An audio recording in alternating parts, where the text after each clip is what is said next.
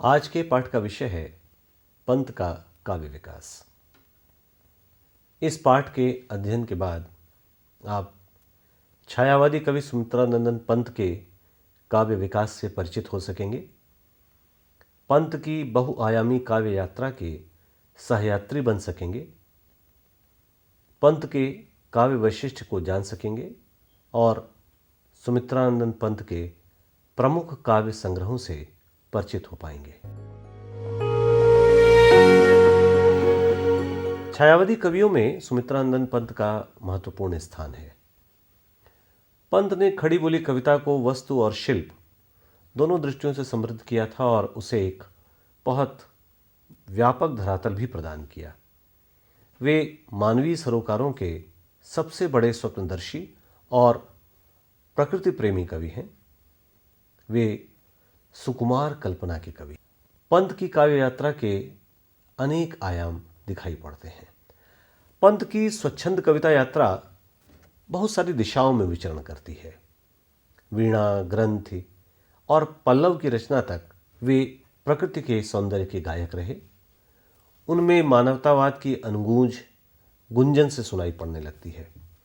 युगांत तक उनमें छायावादी चेतना झंकृत होती है, लेकिन युगवाणी और ग्राम्य में उनका स्वर बदलता दिखता है और वे भाववादी की जगह उपयोगितावादी हो जाते हैं।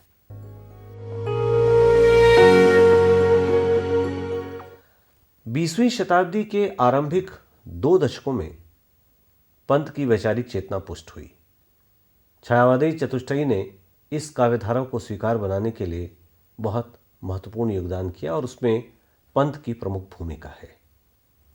हिंदी साहित्य में पंत के आगमन ने ब्रज भाषा की जगह खड़ी बोली और रीतिवाद का खंडन किया। उन्होंने स्वच्छंदतावादी प्रवृत्तियों को साहित्य के केंद्र में लाने का प्रयास भी किया। पंत जी का ब्रजभाषा से विरक्ति का भाव विद्वेषी नहीं था, बल्कि नवीनता के प्रति वह आग्रह मात्र था। पंत की काव्य चेतना सन 1916 से लेकर 1977 तक फैली हुई है। एक बड़ा लंबा वितान दिखता है। देश और काल की परिस्थितियों ने उनमें वैचारिक परिवर्तन भी किया, लेकिन ये परिवर्तन अंत में वैचारिक अस्थिरता के रूप में पनपकर काव्य चेतना के निरंतर विकास के रूप में हमें परिलक्षित होता रहा है। पंत ने अपनी काव्य यात्रा छायावाद युग से शुरू की थी और जीवन भर वे छायावादी कविता ही लिखते रहे।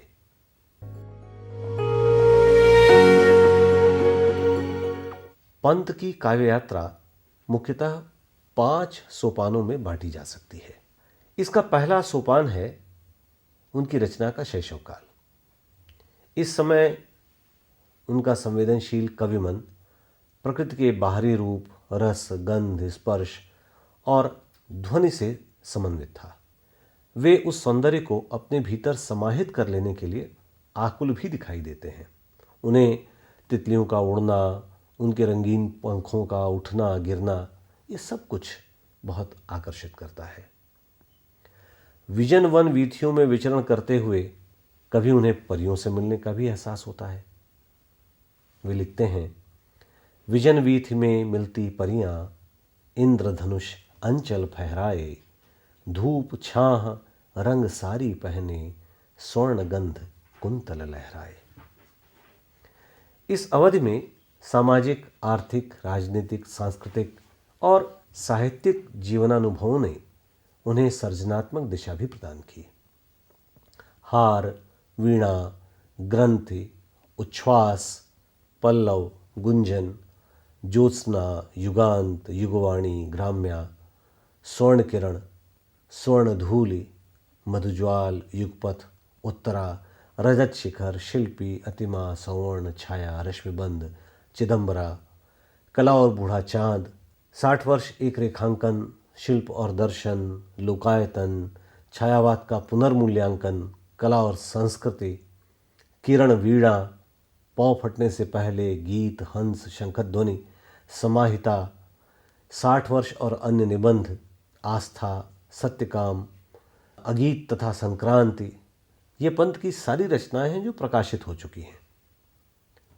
पंत मूलतः कवि होने के साथ साथ कथाकार भी हैं, निबंध लेखक भी हैं और समीक्षक भी हैं।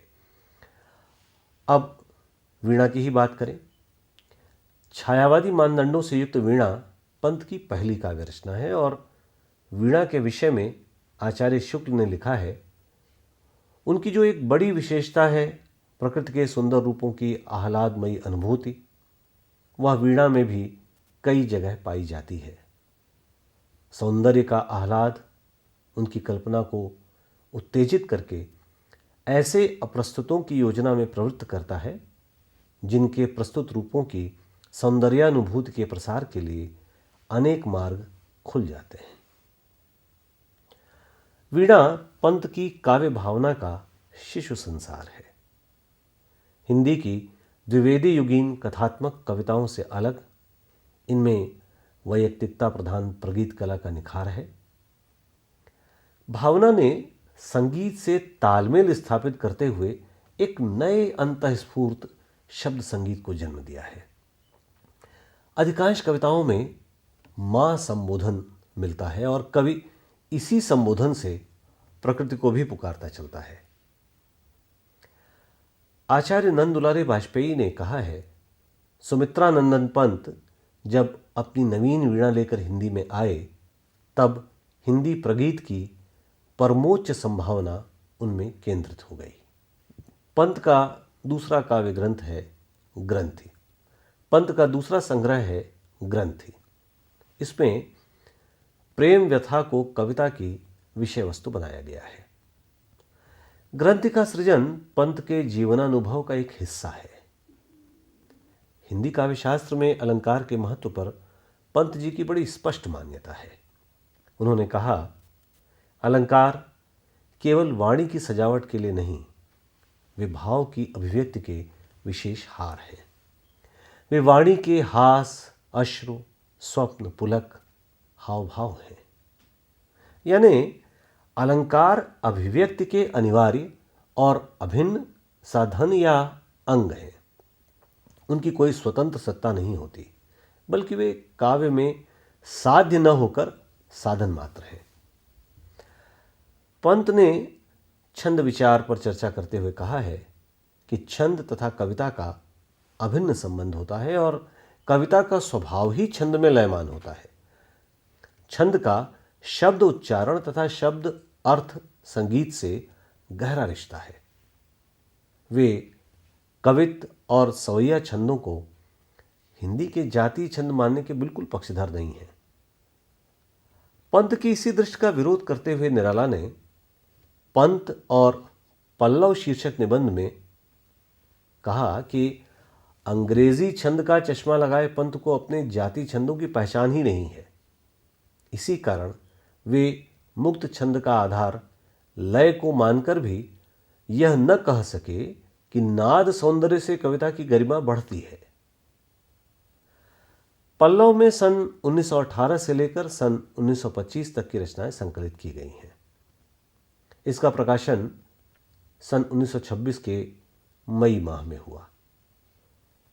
पल्लव छायावादी युग का मैनिफेस्टो है, क्योंकि इसी पुस्तक में सबसे पहले छायावाद के बहिरंग की परीक्षा हुई। विषय, शिल्प, विचारधारा, उद्देश्य, इन सभी दृष्टियों से इस संग्रह का महत्व बहुत अधिक है। इस संग्रह में विषयगत विविधता और अनेक रूपता का प्रस्तुतिकरण भी मिलता है। इस कृति के संदर्भ में आचार्य शुक्ल ने फिर से लिखा, पंत की पहली प्रौढ़ रचना पल्लव है, जिसमें प्रतिभा के उत्साह या साहस का तथा पुरानी काव्य पद्धति प्रतिक्रिया का बहुत बढ़ा चढ़ा प्रदर्शन है। इसमें चित्रमयी भाषा, लाक्षणिक वैचित्र्य, अप्रस्तुत विधान इत्यादि की विशेषताएं प्रचुर परिमाण में भरी सी पाई जाती हैं। पल्लव के महत्व का एक कारण इसकी भूमिका भी है, जिसमें पंत ने काव्य संबंधी बहुत सारी मान्यताओं को स्पष्ट किया है। वे लिखते हैं, हम इस ब्रज की जीर्ण शीर्ण छींटों से भरी पुरानी छींट की चोली को नहीं चाहते। इसकी संकीर्ण कारा में बंदी हो हमारी आत्मा वायु की न्यूनता के कारण सिसक उठती है। हमारे शरीर का विकास रुक जाता है। पल्लव की कविताओं में विचार भावना का समन्वय है। मानवीय अनुभूतियों के उतार चढ़ाव के अनेक पक्षों पर पंत की दृष्टि गई है। सुख दुख, हर्ष विषाद, संयोग वियोग, सृजन विध्वंस से प्राप्त अनुभवों से वे उपयोगी जीवन दर्शन का निर्माण करते हैं। पल्लव में ऐसा प्रकट होता है कि पंत अब केवल कोमल कल्पना के कवि नहीं हैं, बल्कि देश काल का यथार्थ पंत की रचना धर्मिता पर दिखता है। पल्लव में प्रवेश से पूर्व एक छोटा सा विज्ञापन भी है। इसमें पंत जी ने पल्लव की कविताओं की सृजन प्रक्रिया और प्रेरणा के कुछ अंतरंग रहस्यों का उद्घाटन भी किया है। किंतु प्रवेश के विचार विस्तार से ऐसा लगता है कि कवि अपने कवि कर्म की दृष्टि पर गहराई से सोचने के लिए विवश है। वह लगभग अभ्यास की स्थिति में आ गया है। पंत ने भ्रम निवारण के लिए भूमिका में यह संकेत भी दिया कि इसमें काव्य के आभ्यंतर तत्वों की चर्चा न होकर काव्य के बहिरंग या अभिव्यंजना शिल्प कौशल पर प्रमुखता से ध्यान केंद्रित किया गया है। इसकी भूमिका में प्रमुख रूप से 4 बातों पर विचार किया गया। पहला है ब्रज भाषा बनाम खड़ी बोली, दूसरा काव्य भाषा का स्वरूप, तीसरा अलंकार और कविता का संबंध, और चौथा छंद विधान और संगीत। पंत की मान्यता थी कि खड़ी बोली में ही आधुनिक संवेदना को व्यक्त करने की अद्भुत शक्ति है और खड़ी बोली ही राष्ट्र चेतना में आधुनिकता और व्यापकता की जीवन भाषा का पर्याय भी है। इस तरह हम कह सकते हैं कि भाव और रूप का जो विकास पल्लव और गुंजन में जाकर अपनी हद को पहुंचता है, वीणा में उसके सभी विधायक तत्वों के बीच मिलने लगते हैं। मूलतः पंत जी ग्रंथ कविता में किशोर हृदय की आशा निराशा, प्रवृत्ति निवृत्ति और प्रेम विरह की जीवन व्यापी व्यंजना करने के इच्छुक दिखते हैं। ग्रंथि कविता के माध्यम से पंत के मन में नारी के लिए बड़ी लालसा है। उनकी कल्पना में नारी ने इस कदर घेरा डाला हुआ है कि कवि उसी के राग विराग भरे स्वप्न देखता है। इस तरह कवि के प्राणों में बसी अतृप्त काम भावना और कुंठा का विस्फोट शायद ग्रंथ के रूप में सामने आया। बाल रजनी सी अलग थी डोलती, भ्रमित हो शशि के बदन के बीच में, अचल रेखांकित उसे भी कर रही, प्रमुखता मुख की सुछवि के काव्य में। ग्रंथ कविता में तो एक बिंदु पर यह लगने लगता है कि सृष्टा मन और भोक्ता मन एक दूसरे से लिपटते चले गए हैं। यह स्पष्ट होता है कि एक नवयुवक कवि की जगह यह आत्मकथा उस नए दौर में नवीन भाव संवेदन और शिल्प का नया किंतु सार्थक प्रयोग थी। पल्लव की अधिकतर कविताओं में हृदय का साम्राज्य है, जिस पर बुद्धि का कोई नियंत्रण दिखाई ही नहीं पड़ता। कल्पना में है कसकती वेदना, अश्रु में जीता सिसकता गान है, शून्य आहों में सुरीले गान है, शून्य आहों में सुरीले छंद है, मधुर लय का क्या कहीं अवसान है। यहां पंत का कवि परंपरा और संस्कृत में डूबकर आदि कवि की वेदना को अपनी ऐतिहासिक अनुभूति से संजोता है। इस प्रकार की कविताओं में पंत शुद्ध कवि के रूप में सामने आते हैं। पल्लव की सबसे विशिष्ट और लंबी कविता है परिवर्तन, जिसमें कवि के जीवन जगत व्यापार की प्रामाणिक अनुभूति दिखाई देती है।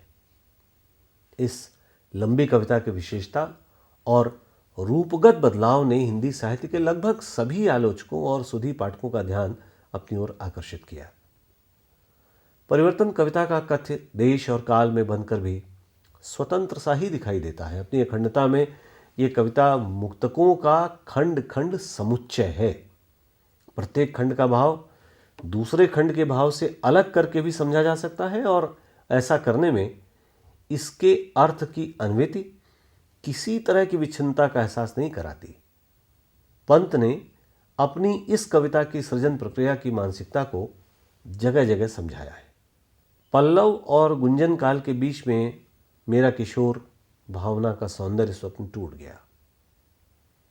पल्लव की परिवर्तन कविता दूसरी दृष्टि से मेरे इस मानसिक परिवर्तन की द्योतक भी है। रचनाओं के प्रकाशन क्रम के आधार पर यह हम कह सकते हैं कि गुंजन के प्रकाशन से लेकर ग्राम्या तक पंत के काव्य विकास का दूसरा सोपान आता है। इस सोपान में वे प्रकृति के सम्मोहन से मुक्त होते हैं और मानव जीवन की यथार्थ और खुरदुरी भूमि पर संचरण भी करते हैं। यह भूमि प्रगतिशील समीक्षकों को प्रिय भी है। सन 1942 से 43 के बीच पंत जी अस्वस्थ हुए। उन्हें लगने लगा कि अब उनका जीवन दीप बुझ जाएगा। इसी समय उन्हें श्री अरविंद की द लाइफ डिवाइन पढ़ने का अवसर मिला। वे कुछ दिनों तक पांडिचेरी में अरविंद आश्रम में भी रहे। उनमें श्री अरविंद के प्रति बहुत गहरी श्रद्धा पैदा हुई। पंत की कविताओं का एक संग्रह गुंजन सन 1932 में आया था। इस संग्रह की कविताओं में छायावाद मानो अपने यौवन के निखार से सामने आता है, जिसमें पल्लव काल की निराशा समाप्त हो गई और उल्लास, आनंद और विश्वास में उनकी पूरी सृजन प्रक्रिया का रूपांतरण हुआ। पंत की दृष्टि में जग के उर्वर आंगन में बरसों ज्योतिर्मय जीवन का स्वर प्रबलता से प्रकट हुआ। प्रकृति और जीवन से कवि का साक्षात्कार आत्मीय, घनिष्ठ और कल्याणमय बनकर मधु वर्षा से भीग गया। सत्य, शिव और सुंदर की त्रिवेणी में जीवन के सारे कल्याणकारी मूल्य ऐसा लगा कि विकसित हो गए। वीणा से लेकर गुंजन तक ये मानववाद कई स्तरों पर बड़ी बारीकी से दिखने लगा। जग पीड़ित है अति दुख से, जग पीड़ित है अति सुख से, मानव जग में बढ़ जाए, दुख सुख से और सुख दुख से। वास्तव में आधुनिक बुद्धिवाद से पीड़ित मानवता के लिए कवि के पास संभाव्य दर्शन की संजीवनी भी यही दृष्टि है। अब तक उनकी आत्मा जिस दृष्टि के लिए तड़प रही थी वो शायद उन्हें प्राप्त हो गई थी। यहीं से उनकी रचना यात्रा का एक तीसरा सोपान आरंभ होता है।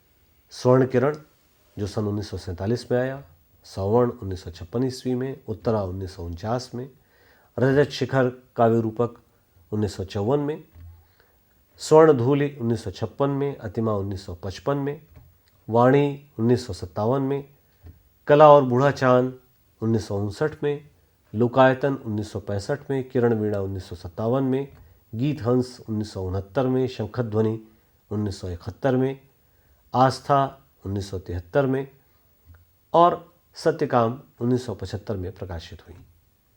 ये सारी रचनाएं इसी सोपान के अंतर्गत आती हैं। ये पंत जी की रचना यात्रा की शायद सबसे लंबी कालावधि है। इसमें उन्होंने एक तत्वदर्शी कवि के रूप में ईश्वर, धर्म, संस्कृति, बंधन, मुक्ति, साधना, उपासना, आध्यात्मिकता, भौतिकता, नवमानवता, सांस्कृतिक चेतना, इन सारी विषयों को अपनी रचना के केंद्र में रखा। सन 1934 में 5 अंकों की एक नाट्य कृति ज्योत्सना का प्रकाशन हुआ। वैचारिक दृष्टि से यह नाट्य प्रयोग गुंजन की जीवन दृष्टि का ही एक विस्तार जैसा था। गुंजन की विश्व दृष्टि ज्योत्सना में नवीन छवियों से आप्लावित दिखती है।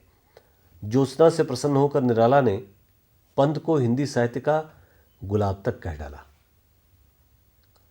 ज्योत्सना के माध्यम से पंत पशुता के सिद्धांत का विरोध कर मानव मंगलार्थ सुसंस्कृत जगत का सूक्ष्म चिंतनात्मक विकास करना चाहते हैं। पवन और सुरभि अपना जीवन लोक मंगल के लिए होम कर देते हैं और ज्योत्सना इनसे 2 तत्वों को उत्पन्न करती है, स्वप्न और कल्पना।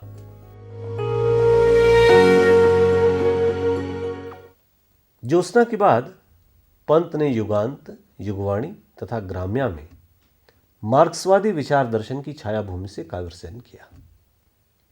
युगांत, युगवाणी और ग्राम्या का अध्ययन पल्लव और गुंजन की काव्य परंपरा का नया विस्तार है। यह भी सच है कि पंत की काव्य भूमि में यहाँ बदलाव तो है, पर वे भीतर से यहाँ भी आदर्शवादी ही हैं।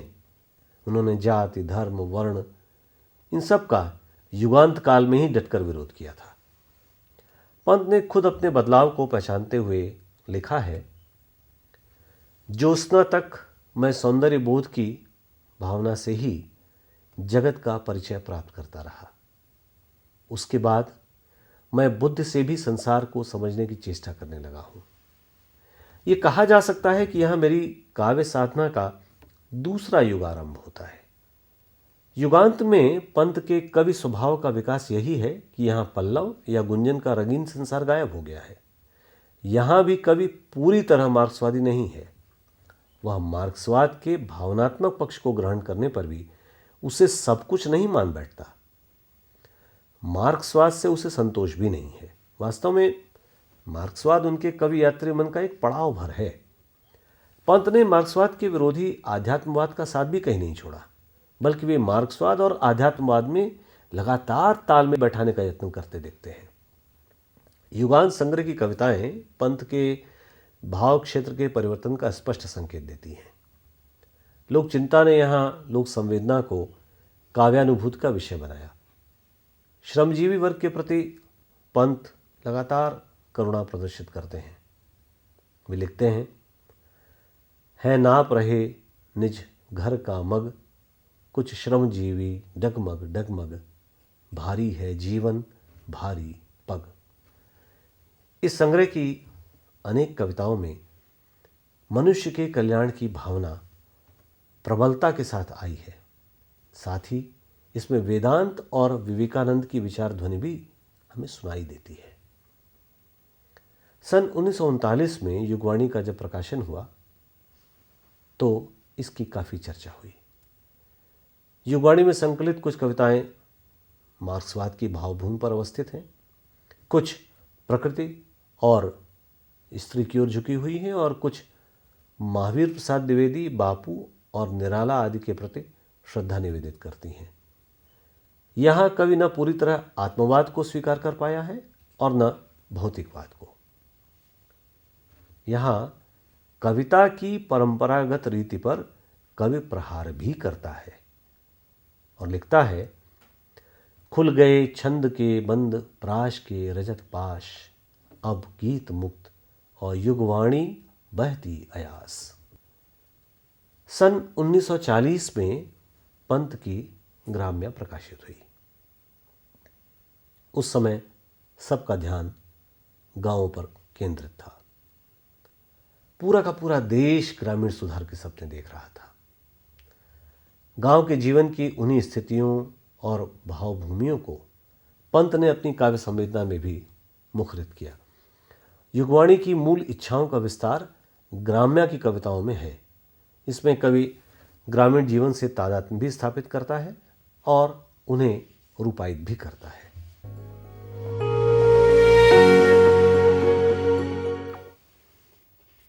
पंत ने लिखा है, गांधी जी के संसर्ग में मुझे सदैव आत्मबल तथा आत्मविश्वास मिला है और श्री अरविंद के संपर्क से मेरा मानसिक क्षितिज व्यापक, गहन तथा सूक्ष्म बन सका, ऐसा मेरा अनुभव है।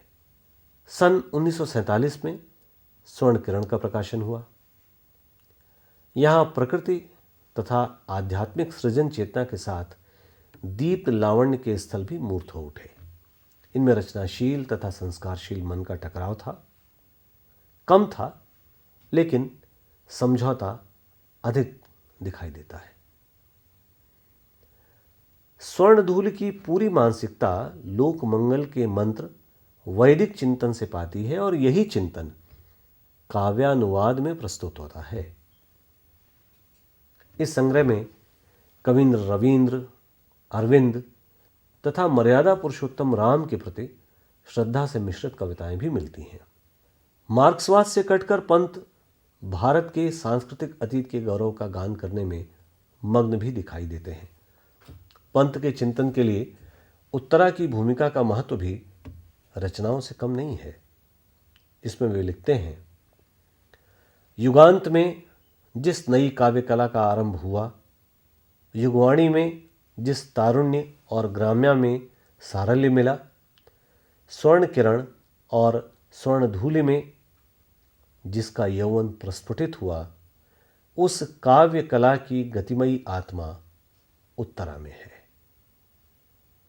उत्तरा में स्वर्ण धूलि की भावना को ही शक्ति नहीं मिलती, बल्कि छायावाद का राग तत्व थिरकता सा मिलने लगता है।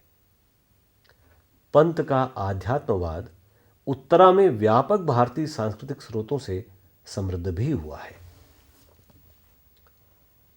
सन 1951 में पंत के काव्य रूपकों का संकलन रजत शिखर आया।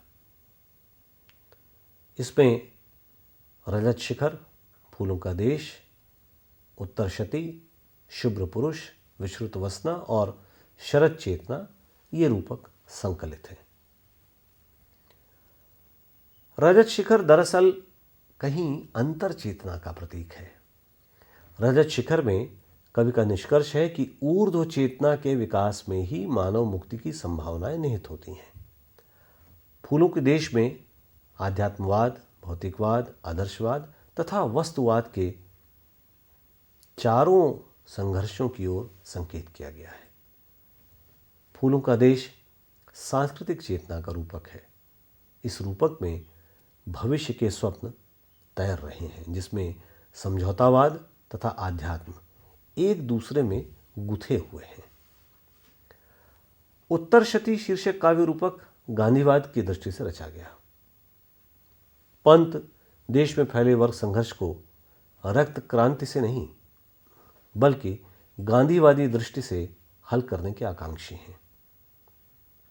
भूमंगल हित धनिक श्रमिक के बीच भयंकर शोषित की पंकिल खाई है, वर्ग भेद की उसे पाटना है। इस युग को आत्मत्याग से, सहिष्णुता, शिक्षा, ममत्व से और नहीं तो सत्याग्रह से, शत शत निर्भय बलिदानों से। शुभ्र पुरुष गांधी के विचारों का ही गुणगान है। विश्रुत वसना में स्वाधीनता की चेतना का सौंदर्य है। शरद चेतना में प्रकृति सौंदर्य का रम्य लोक दिखता है। शिल्पी पंत का एक अन्य काव्य संग्रह है, जिसमें शिल्पी, ध्वंसशेष तथा अप्सरा नामक काव्य रूपक संग्रहित है। शिल्पी कलाकार का अंतर संघर्ष है। इसमें शिल्पी कलाकार का अंतः संघर्ष है।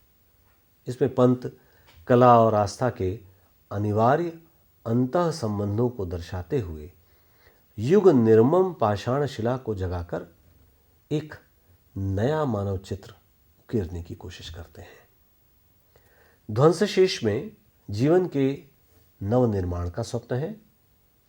संघर्ष युग का भौतिक आध्यात्मिक विप्लव यहां जोरों पर है। अप्सरा रूपक में कलाकार का ऊर्ध्व आरोहण वृत्तांत है। दंत कथा के नायक की तरह कवि अप्सरा लोक में भटक जाता है। कुछ समय के बाद कलाकार को बोध होता है कि आज युग बदल रहा है। अतिमा शीर्षक काव्य संग्रह में पंत की आध्यात्मिक सांस्कृतिक आस्था का खुला विस्तार दिखने लगता है। पंत ने संपूर्ण सृजनात्मकता में यहां भौतिक संघर्षों की अपेक्षा आध्यात्मिक चेतना को अधिक आत्मसात किया। अतिमा में संग्रहित कविताओं में कवि की सामाजिकता का मुक्त विस्तार है, जिसमें सामाजिकरण और विशेषीकरण के काव्य अभिप्राय एक साथ चल रहे होते हैं। कवि की मूल चेतना का साक्षात्कार आत्मिकता शीर्षक लंबी कविता कराती है, जिसमें कवि के ज्ञानात्मक संवेदन और संवेदनात्मक ज्ञान की भूमि मिली जुली दिखती है। आइए बात करते हैं कला और बूढ़े चांद की। इसमें सत्य, सौंदर्य और आत्मा की प्रश्नाकुलता से निरंतर बेचैन एक सृजन सृष्टि के दर्शन होते हैं। पंत ने इस काव्यात्मकता को रश्मिपदी कहा। कवि ने यहां अपनी अतृप्तियों का एक अंबार खड़ा कर दिया है।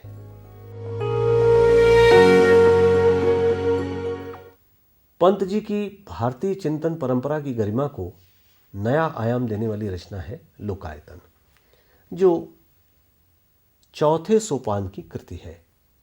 इसमें पंत ने मानव विकास गाथा को प्रचलित सृष्टि मिथकों से निर्मित किया।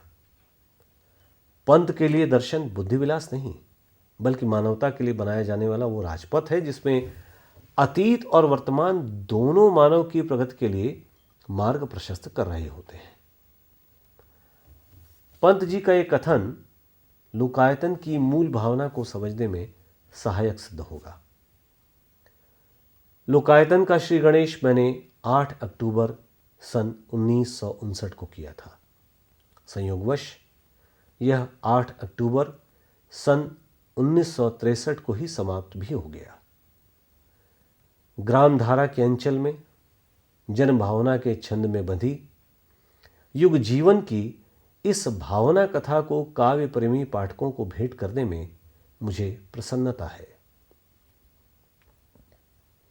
युग जीवन के संबंध में लिखना कठिन होता है क्योंकि उसके स्तर वर्तमान पीढ़ियों की चेतना के भीतर होते हैं।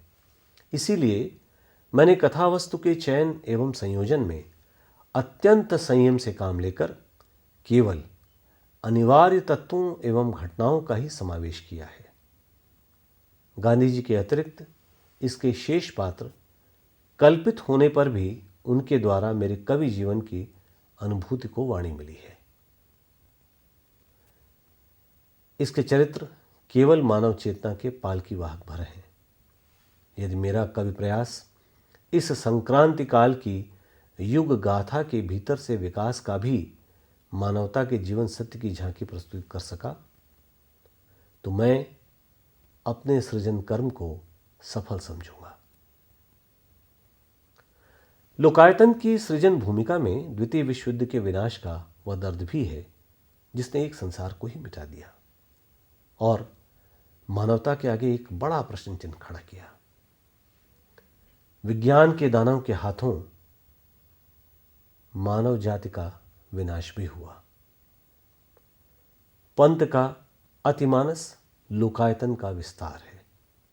अतिमानस के सृजन और विकास की प्रक्रिया में अनुभूतियों का अहम मुक्त, रागद्वेष रहित, अंतर्मुखी, तात्विकता का चिन्मय, विचार, प्रकाश, ये सब कुछ फैलता है। इस संग्रह में संग्रहित कृतियों में किरण वीणा, पौ फटने से पहले, पतझर एक भावक्रांति, गीत हंस, शंखध्वनि, शशि की तरी, आस्था, सत्यकाम, गीत अगीत और संक्रांति उल्लेखनीय है। इस प्रकार पंत की पूरी काव्य यात्रा से स्पष्ट होता है कि वे भारतीय चिंतन धारा में समग्रता की खोज के कवि हैं। भौतिक तथा आध्यात्मिक जगत के सामंजस्य भाव के मूल का केंद्रीय तत्व यही समग्र विकास का भाव भी है। पंत अपनी रचनाओं के माध्यम से विश्व संस्कृति, विश्व नागरिक तथा विश्व मानव के आदर्शों को सामने लाते हैं। निष्कर्ष के तौर पर हम कह सकते हैं कि पंत के काव्य विकास के अनेक सोपान हैं। पंत मूलतः प्रकृति और सौंदर्य के कवि हैं।